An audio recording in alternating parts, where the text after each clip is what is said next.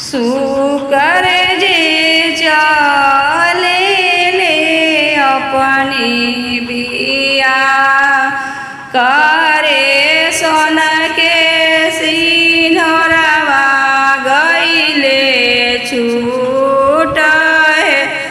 सुकर जे चले ले अपनी बिया करे सोने के सिंहरवा गईले छूट है। सोने के सिंहरवा गईले छूट उहावा से सुकर हो घरे चली आई ले हो खोलया माँ बजर के वार है। खोल आमा बजर के वार उहावा से सुकर हो घरे चली आई ले हो खोलया माँ बजर के वार कैसे में खोली बबुआ बजर के वारवा हो। हम ही बैठनी जेवाना रहे हम ही बैठनी जेवाना रहे। नच तू बजई तू या डोमक चकर तू हो बाद में बैठ तू जेवाना रहे। बाद में बैठ तू जेवाना नच तू बजई तू या डोमक चकर तू हो बाद में बैठ तू जेवाना रहे।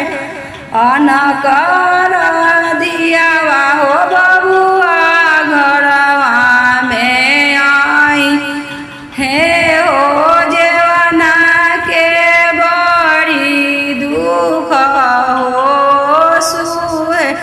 अनकर जामल कहो बबुआ घरवा में आई हो जेवाना के बड़ी दुख हो सुहे। एतना बचन जब सुनले सुकर छोड़ी दिहले अपनी बिया।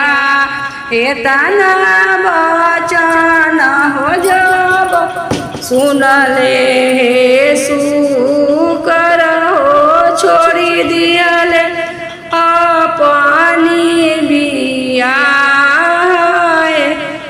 हम नहीं करब होया माय अपनी बिया वाहो नहीं होइए जेवाना के दुख हो नहीं तोहरा जेवाना के दुख है।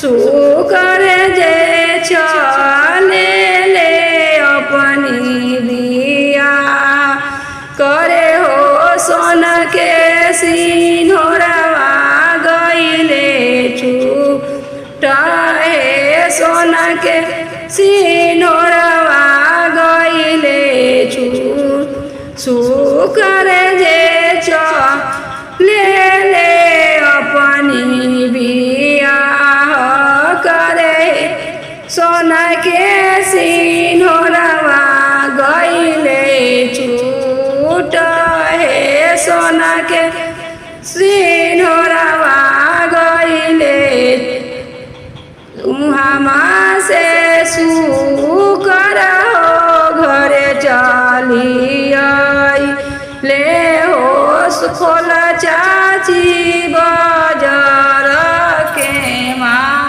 रहे खोल चाची बजर के माँ सोन के सिंहरवा गईले छूट सोन के सिंहरवा गईले कैसे में खोली हो बबुआ बजर के मारी आहो हमही बैठनी जेवाना रहे हमही बैठनी जेवाना नच तू बजई तू हो चाची डोमका चकर तू बाद में कर तू जेवाना रहे बाद